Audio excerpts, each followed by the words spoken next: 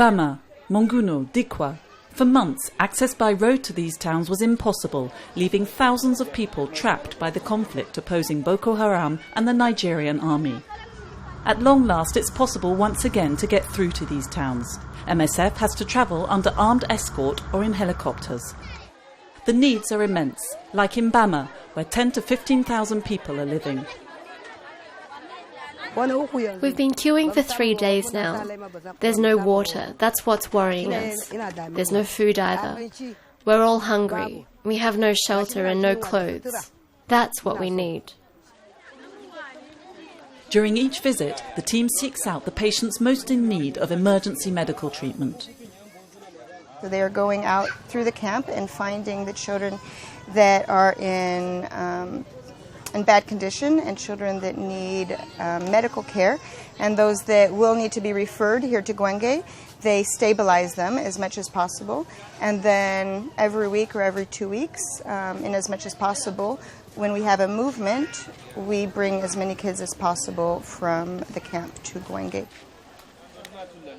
Gwenge is a health centre in state capital Maiduguri.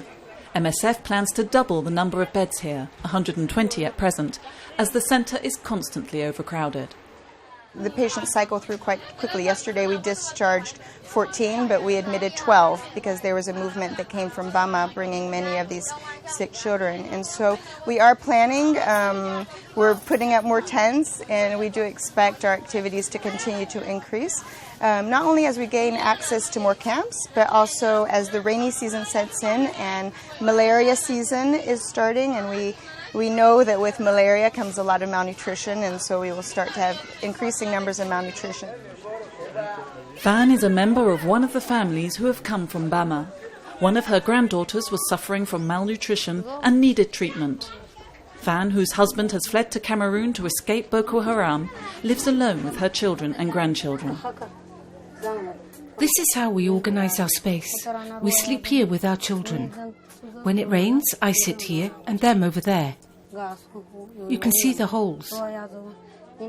When it rains, we sit there because it leaks.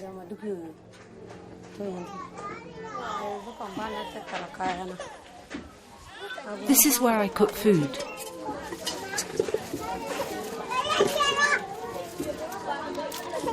If I can find something to eat, I cook it. If I can't, my auntie gives me some food. When Fan's granddaughter left hospital, they didn't return to Bama. With her husband in Cameroon and one daughter abducted by Boko Haram, Fan is just one of the 2.3 million people displaced by the conflict raging throughout the region.